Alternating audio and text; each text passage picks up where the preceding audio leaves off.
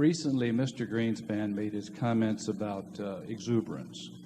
And it wasn't long thereafter that you came out in the annual report and made your comments that you felt the market was fully valued. Have you had any communication with Mr. Greenspan regarding the valuation of the stock market? No, the answer to that is no. I have the last time I can't remember precisely when the last time I saw Alan Greenspan was, but it was a long time ago. We had one conversation today of the Solomon crisis, and he was formerly on the board of Capcity before he took his job with the Fed, and Capcity's ABC, so I knew him then. But you know, it's very hard to understand what Alan says sometimes, so there's not much sense talking to him. I mean, he's very careful about what he says. But I'm glad you brought up the subject of the annual report, because what I was doing in the annual report is I had talked about Coke and Gillette as being the inevitables and what wonderful businesses they were. And I thought it appropriate, particularly the report goes to a lot of people, that they would not take that as an unqualified buy recommendation about the companies, because they're absolutely wonderful companies run by outstanding managers. But you can pay too much, at least in the short run, for businesses like that. So I thought it was only appropriate to point out that no matter how wonderful a business it is, that there always is a risk that you will pay a price where it will take a few years for the business to catch, or for the business to catch up with the stock, that the stock can get ahead of the business.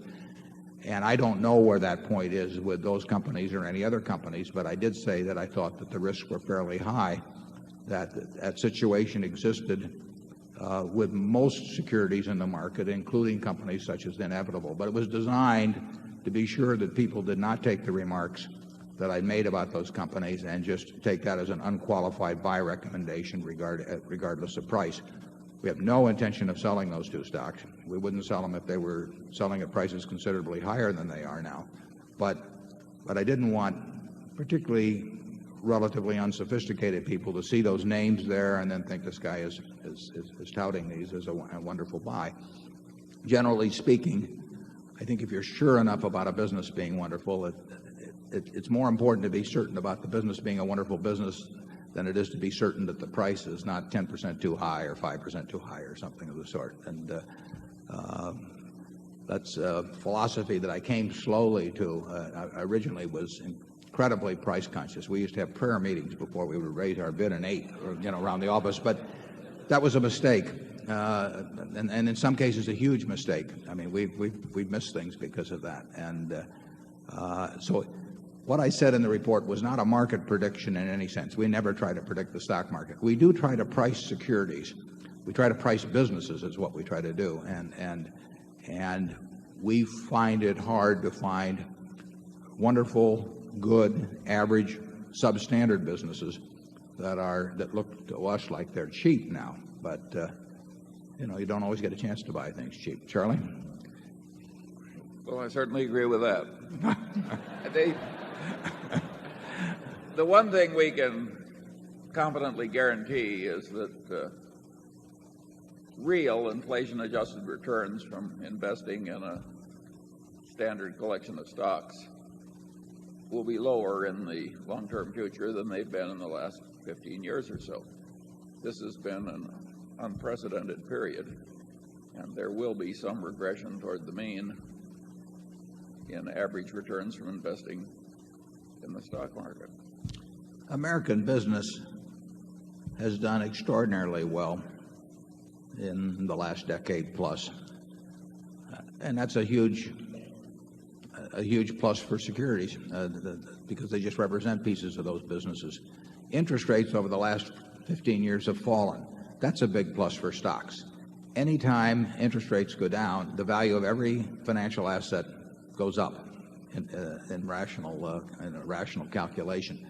Both of those factors have combined in recent years to produce conditions that enhance the true value of American business. But those are pretty widely recognized now, and after a while, Ben Graham always used to say you can get in more trouble in investment with a good premise than with a bad premise, because the bad premise will shout out to you immediately as being fallacious, whereas with a good premise it'll work for a while. Businesses are worth more money if interest rates fall and stocks rise, but that eventually the market action of the securities themselves creates its own rationale for a large crop of buyers, and people forget about the reasons and the mathematical limitations that were implied in what got them excited in the first place. And after a while, rising prices themselves alone will keep people excited and cause more people to enter the game. And therefore, the good premise after a while is forgotten, except for the fact that it produced these rising prices, and the prices themselves take over. He wrote about that in the connection with the 1920s, when Edgar Lawrence Smith in 1924 wrote a fine book on why stocks were better than bonds, and that was sort of the Bible of the bull market of the 20s, and it made sense if you paid attention to a couple of the caveats which were in Edgar Lawrence Smith's little book, which were related to price. But people tend to forget about the importance of the price they pay, as the experience of a bull market just sort of dulls the senses generally.